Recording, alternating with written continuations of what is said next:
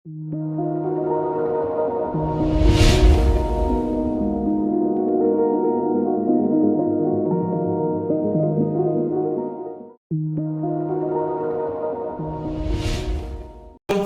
हैं आप लोग? उम्मीद है आप सब बहुत स्वस्थ हैं, मस्त हैं और व्यस्त हैं अपनी पढ़ाई में। बहुत बच्चों का डिमांड था, एक छोटा सा प्यारा सा टॉपिक है जो कि थर्ड सेम हमारे ओरछा बोर्ड में बहुत important third same corporate account के अंदर आता है। इवन इट इज यूजफुल और it is in CA CS. तो एक छोटा सा प्यारा सा टॉपिक है, हार्डली 1.5 से 2 घंटे आप स्पेंड करेंगे, चैप्टर क्लियर हो जाएगा। कुछ बातें आज हम फर्स्ट पार्ट में करेंगे, फिर न्यूमेरिकल्स करेंगे सेकंड पार्ट में। फर्स्ट पार्ट बेसिकली कॉन्सेप्चुअल है, जहां पर आपको आइडिया आएगा, चैप्टर का बेस हम बनाने की कोशिश करेंगे एंड देन न्यूमेरिकल्स में आएंगे। So let's start the topic. देखो, सबसे पहले आते हैं कि आखिर अंडरराइटिंग है क्या। ठीक है, जैसे आपने देखा कि हम टॉपिक जो पढ़ने वाले हैं उसका नाम है अंडरराइटिंग। ठीक है,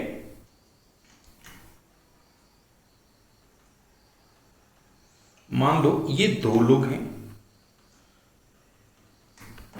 ए एंड बी, और इन लोगों ने और बाकी कुछ लोगों के साथ मिलके कंपनी स्टार्ट की।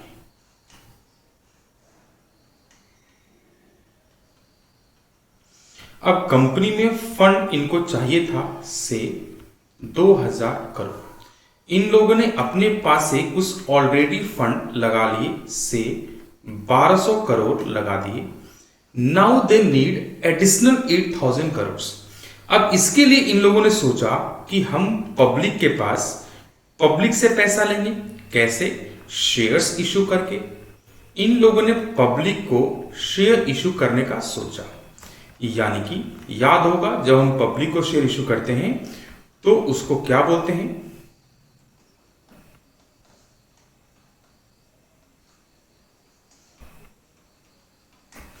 उसको हम जनरली आईपीओ बोलते हैं। लेकिन फिर इन्हें याद आया कि एक सेबी का कंडीशन है, हमारे लॉ का, कंपनीज एक्ट और सेबी का कंडीशन है मिनिमम सब्सक्रिप्शन वाला। हमने शेयर चैप्टर पढ़ते वक्त, याद करो, इसके बारे में डिस्कस किया था। As per the guidelines of SEBI, एक particular minimum amount of shares अगर आप शेयर इशू कर रहे हो पब्लिक को, तो पक्का बिकना चाहिए, उतना सब्सक्रिप्शन आपको मिलना चाहिए। इनकेस इतना सब्सक्रिप्शन नहीं मिलता तो कंपनी को सारा पैसा जो ऑल मिल चुका है वो उनको रिफंड करना पड़ता है। सपोज इस 600 में से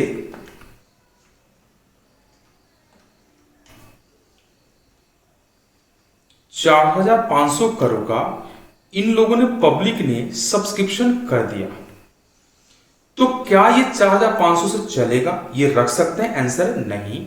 इन्हें, क्योंकि इन्हें मिनिमम सब्सक्रिप्शन मान लेते हैं सब्सक्राइब नहीं हुआ, ठीक है, उस केस में क्या होगा? इनको पैसे रिफंड करने पड़ेंगे। That means there is a risk. Specially in case of नई कंपनी एक रिस्क होता है, और जहां रिस्क, जहां प्रॉब्लम, वहां बिजनेसमैन लोग आ जाते हैं। ठीक है, तो कुछ लोगों ने कंपनी को बोला, मान लो एक्स और वाई ने कंपनी को बोला कि तुम टेंशन मत लो, तुम शेयर बिंदास होके इशू करो।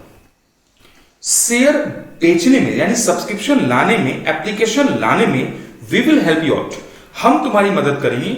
हम लोगों के पास जाएंगे और समझाएंगे कि शेयर्स लो। ठीक है, और अगर इन केस ये शेयर्स नहीं बिका, एश्योरेंस दिए लोगों ने टू गेट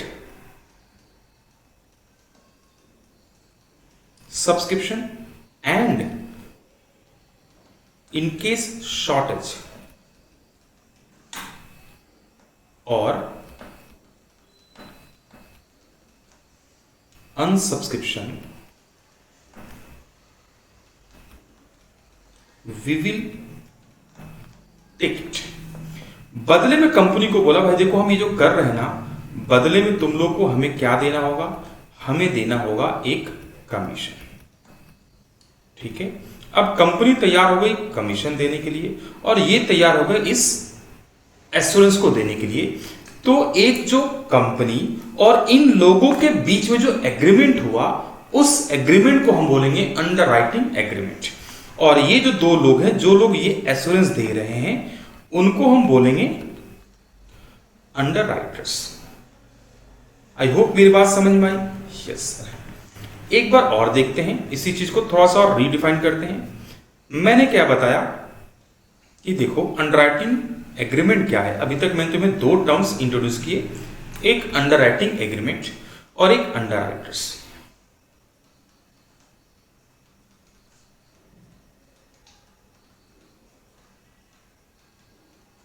ठीक है, तो अंडरराइटिंग एग्रीमेंट क्या है?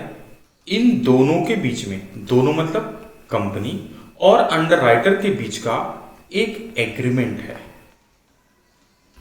जहां पर ये लोग बोलते हैं promises to acquire subscription for the shares issued by company, and in case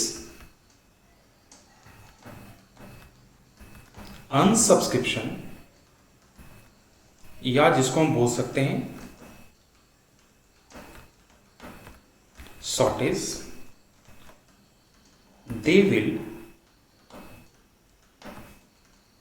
subscribe. बदले में कंपनी क्या बोलती है कि मैं प्रोमिसेस टू पे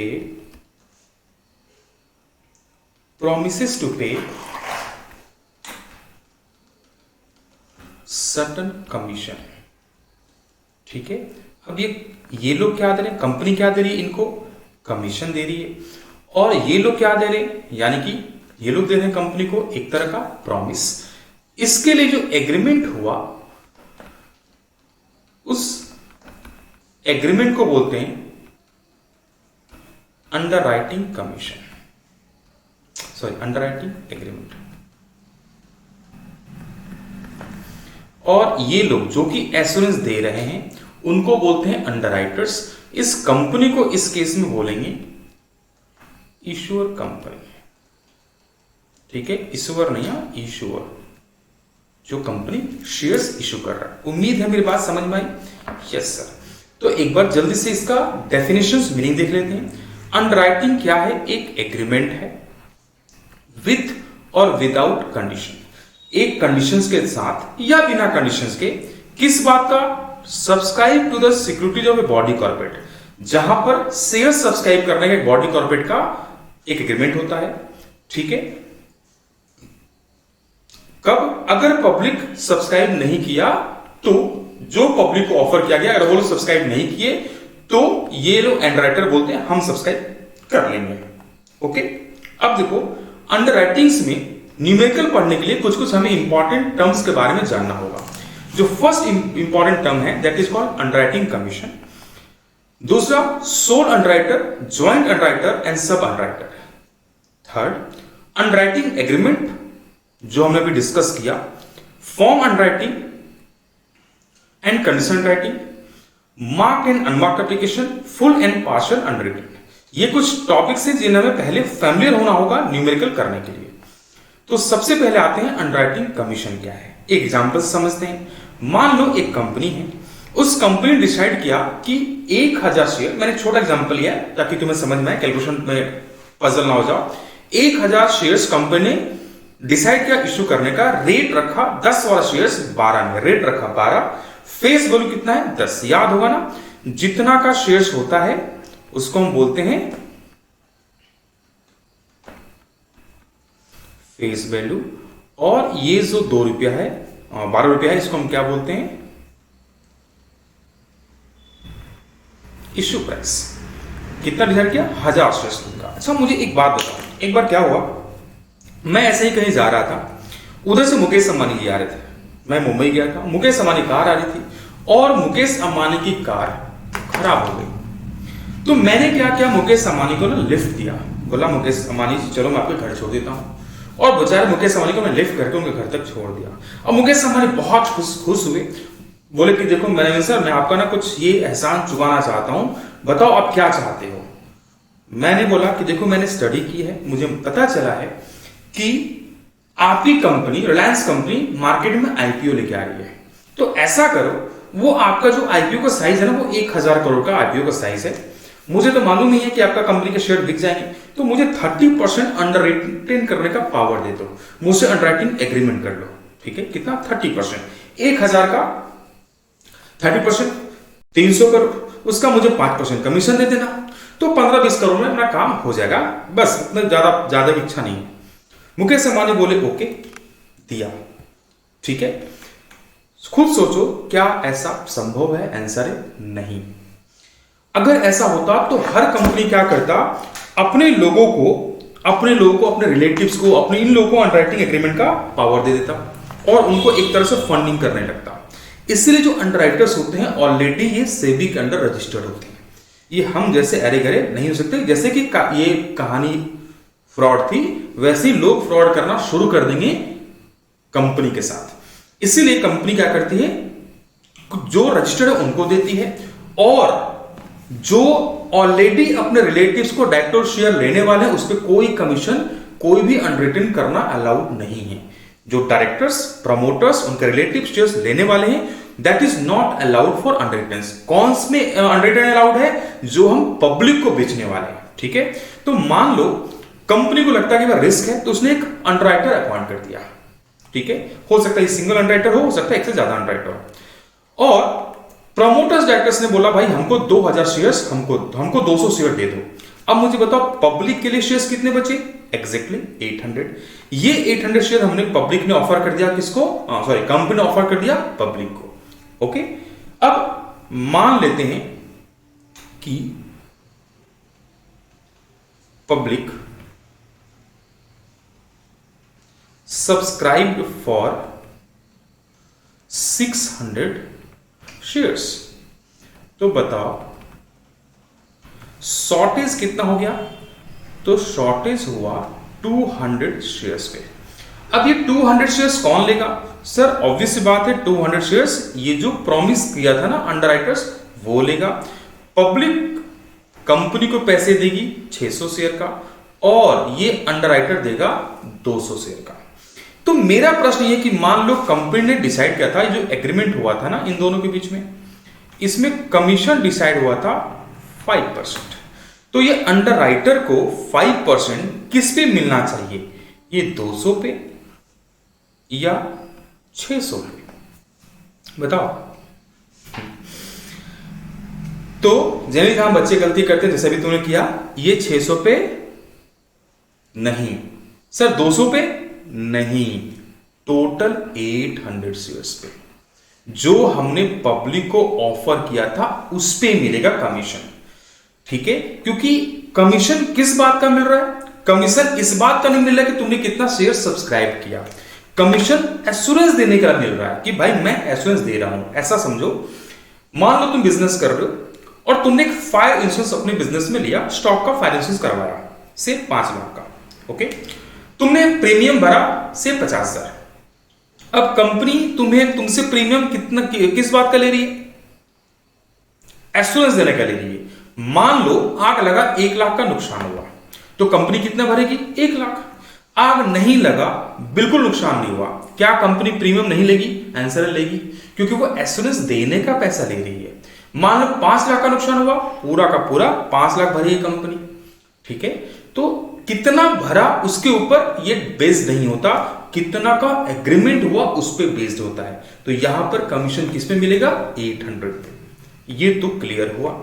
यस सर, तो ये 800 पे कमीशन मिलेगा। अब देखो यहां 2 प्राइस है, एक तो है फेस वैल्यू 10 और एक है 12। तो मुझे बताओ कौन से प्राइस पे मिलेगा? बताओ। ध्यान से कॉन्सेप्ट समझो। सोचो कि उस अंडरराइटर के पास रिस्क कितने रुपया का आया? 10 का या 12 का? कितना? 12 का रिस्क आया। वो बोला मैं 12 रुपया भरूंगा, 12 करके भरूंगा, तो कमीशन भी कैलकुलेट होगा 12 रुपीज पे। ध्यान रखना, यहीं पे हम नंबर करते वक्त गलती करते हैं। Not on face value, commission is calculated on issue price. वो भी जितना अंडरराइटिंग हुआ था उसका, जितना शॉर्ट हुआ, जितना उसने लिया उस पे नहीं। ठीक है, तो कमीशन किस पे मिलेगा? Commission is paid on 800 into 12, 800 कहां से, जो ये हमने ऑफर किया उसका, 12 क्या था इश्यू प्राइस, उस 12 करके जो 9600 मिला उसका 5% मिलेगा। आई होप मेरी बात समझ में आई कमीशन से रिलेटेड। Yes sir, good.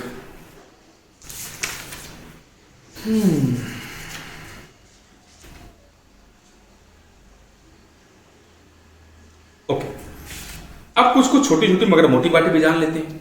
देखो मैक्सिमम अमाउंट ऑफ कमीशन कितना होगा, इट इज 5% अगर वो किसका, इश्यू प्राइस ऑफ शेयर्स, अगर वो शेयर्स है तो, और 2.5% वो भी किसका, इश्यू प्राइस ऑफ डिवेंचर्स, या rate authorise by article whichever is lower. Sir समझ में नहीं आया, देखो यहां एग्जांपल, मान लो आर्टिकल बोलता है कि भाई हम 4% कमीशन देंगे अंडर रिटेन, कंपनीज एक्ट बोलता है 5%, तो कौन सा लोअर है, लोअर इज 4%, तो हम 4% से कमीशन देंगे। मान लेते हैं आर्टिकल बोलता है 7%, हालांकि ऐसा होगा नहीं क्योंकि कंपनी के अगेंस्ट आर्टिकल नहीं जा सकता, एग्जाम्पल मान लेते हैं, और कंपनी एक्ट बोलता है 5%, तो कितना देंगे 5%, ठीक है, ऑन शेयर्स, डिवेंचर है तो 2.5%। आई होप मेरी बात समझ में आई। Yes sir. तो अंडरराइटिंग कमीशन पे कभी अगर शॉर्ट नोट्स आ गया, चांसेस कम है, आ गया तो क्या करोगे, एक कंपेंसेशन है जो कि अंडरराइटर को दिया जाता है, अंडरराइटर रिसीव करता है, किससे, इन्वेस्टर से, या जनरली इश्योर कंपनी से, या ऐसा बोल सकते फी पे करता है अंडरराइटिंग फर्म को या इंडिविजुअल को, इश्योर कंपनी पे करता है शेयर्स का एश्योरेंस, सब्सक्राइब नहीं, एश्योरेंस देने के लिए, ठीक है। ओके, अब देखो इसकी एंट्री क्या होगी, तो accounting entries in the book of issuer company. Okay,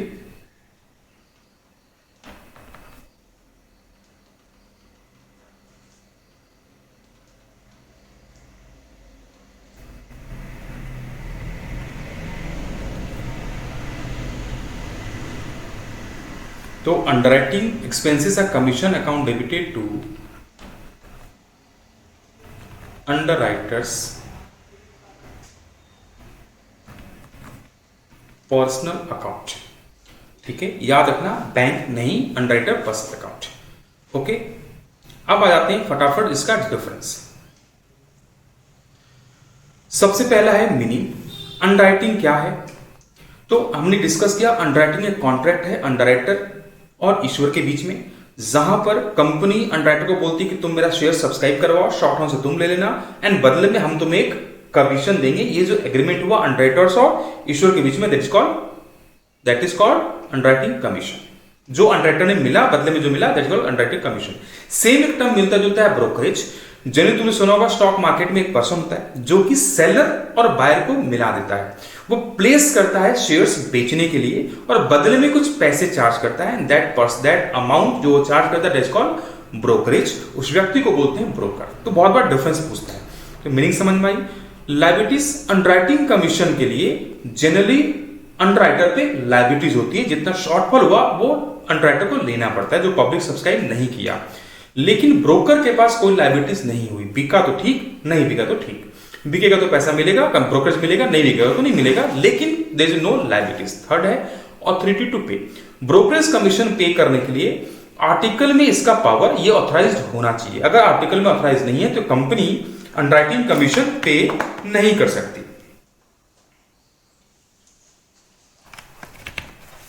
okay, brokerage pay में हो या ना हो, ब्रोकरेज कंपनी पे कर सकती है।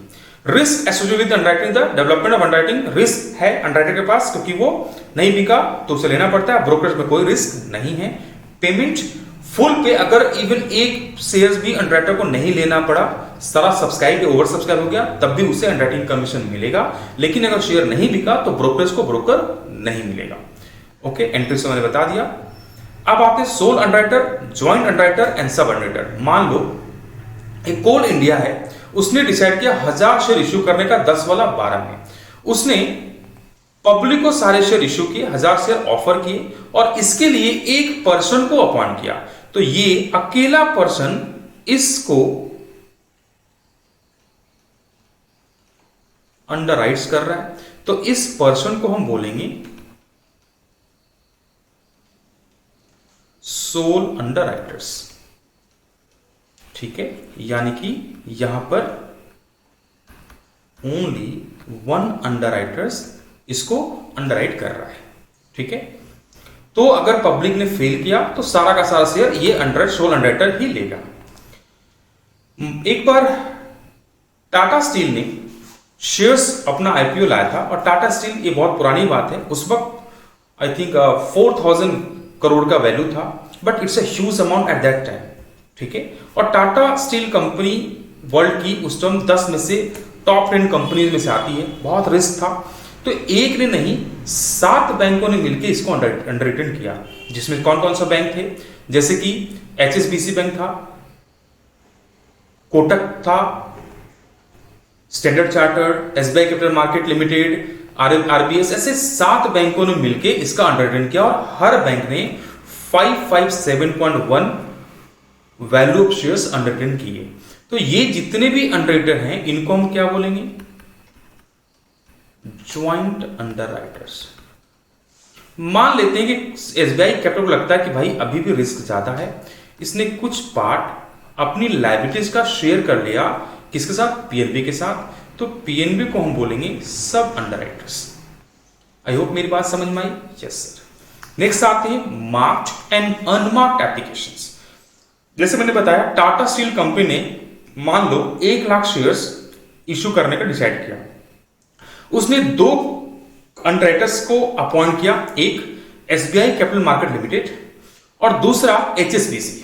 इन दोनों ने 50,000 शेयर्स अंडर रिटन किए, यानी कि ज्वाइंटली इक्वली हाफ हाफ किया।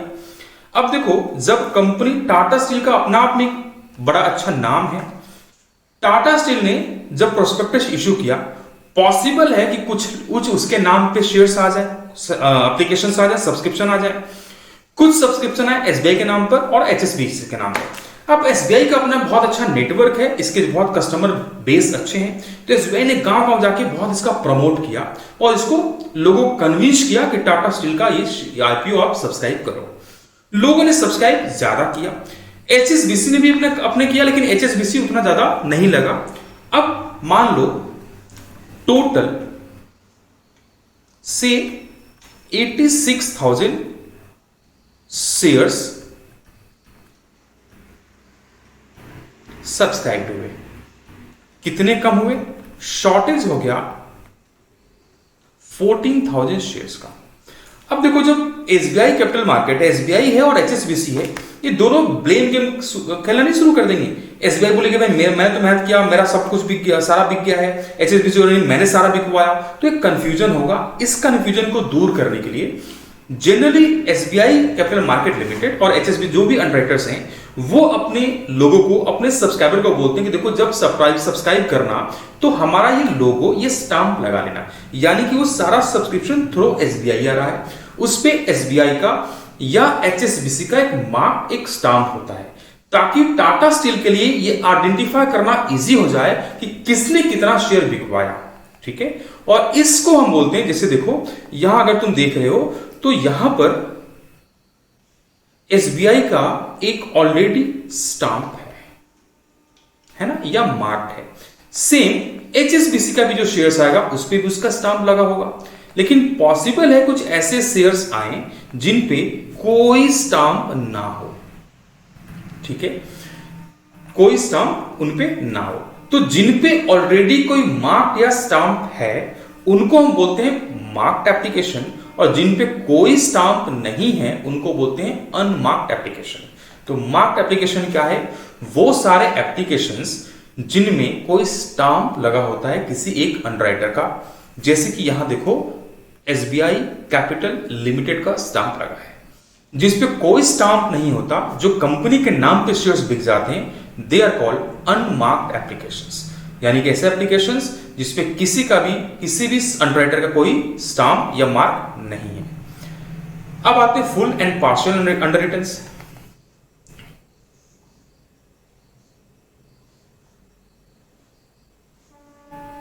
मान लो ये एक्स लिमिटेड एक कंपनी है और इसने डिसाइड किया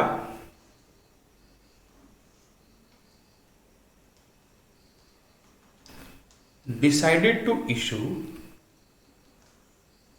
1,00,000 शेयर्स, लेकिन कंपनी को लगता है कि मार्केट में बहुत रेपुटेशंस नहीं है, it would risky to shares, तो उसने क्या किया, सारे के लिए अंडरराइटर्स अपॉइंट कर दिया। कितने के लिए? पूरा 100% शेयर को इसने अंडरराइटर्स को दे दिया। उसके बाद ये पब्लिक के पास गई, तो इसको हम बोलेंगे full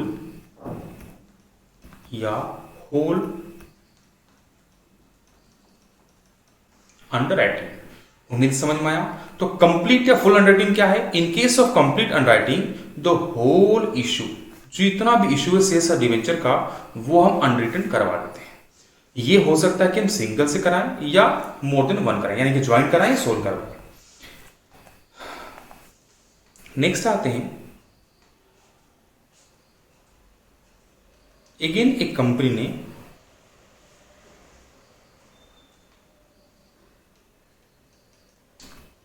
decided to issue 1,00,000 shares.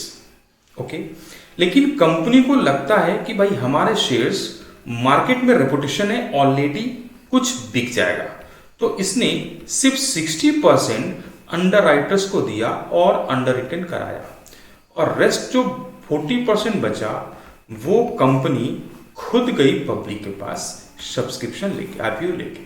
तो यहां पर only one part of IPO or issue is underwritten, तो इसको हम बोलेंगे partial underwriting. In case where only one part of shares or debenture issue is of a company is underwritten, एक company का एक ही part अगर underwritten होगा, this is called partial underwriting. उम्मीद है मेरी बात समझ में आई।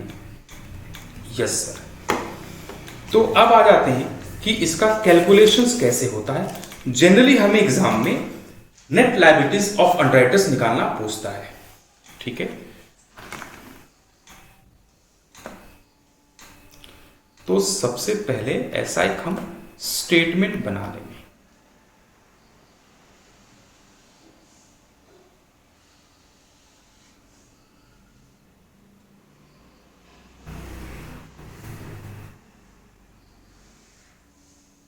मान लो 3 अंडरराइटर्स हैं, ए, बी, सी। तो 3 जितने भी अंडरराइटर्स होंगे उनकी हम कॉलम बना लेंगे। सबसे पहले लिख देंगे ग्रॉस लायबिलिटीज से 1,00,000 शेयर्स हमने अंडरराइट करवाया था कंपनी ने, जिसमें से इसने लिया था 40%, इसने लिया 30% और इसने लिया 30%। तो यहां पर कितना लिखेंगे? यहां पर हम लिख देंगे 40,000, 30,000, 30,000। उम्मीद है मेरी बात समझ में आई। Yes sir. तो जितना इनका ग्रॉस लायबिलिटीज होगा वो हम लिख देंगे, लेकिन याद रखना ये हमेशा नंबर ऑफ शेयर्स में होता है, रुपीज में नहीं होता। उसके बाद हम माइनस कर देंगे लेस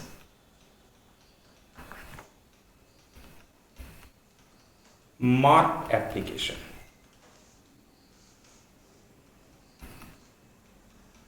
ये जो हम मार्क एप्लीकेशन माइनस कर रहे हैं, ये जनरली हमें क्वेश्चन में गिवन रहता है, नहीं दिया तो बताऊंगा कैसे निकालते हैं। अभी हम बेसिक फॉर्मेट में आ रहे हैं, और साथ ही साथ इसमें टोटल में क्या डालेंगे? ये जो 1,00,000 था ना, ये इस कॉलम में आएगा। फिर टोटल मार्क कितना हुआ वो। उसके बाद निकल जाएगा बैलेंस से, इसको हम ए मान लेते हैं, इसको बी, तो ए माइनस बी करोगे तो ये बैलेंस निकल जाएगा। उसके बाद अगर कोई सा अनमार्क्ड है तो लेस कर देंगे अनमार्क्ड एप्लीकेशन। लेकिन अनमार्क में तो स्टाम्प नहीं होता, तो किससे कैसे मतलब चला किससे कितना लेस करना है? तो क्या करना, इसको हम कर देंगे इन रेशियो ऑफ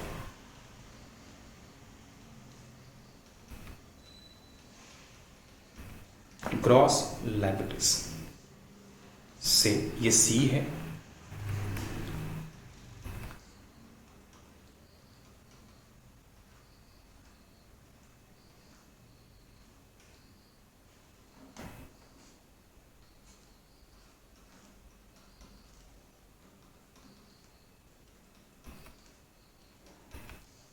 तो अगेन निकल जाएगा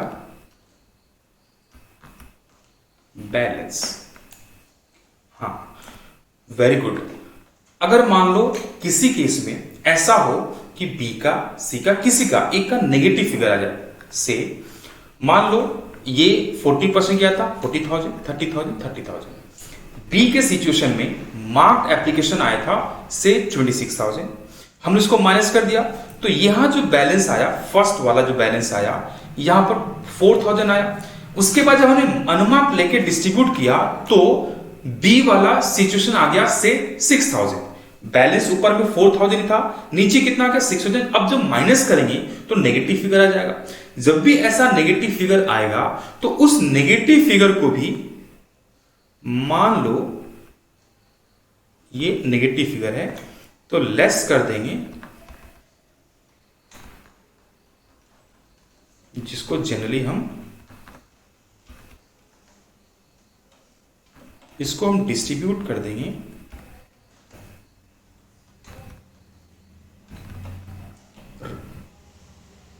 इन रिमेनिंग,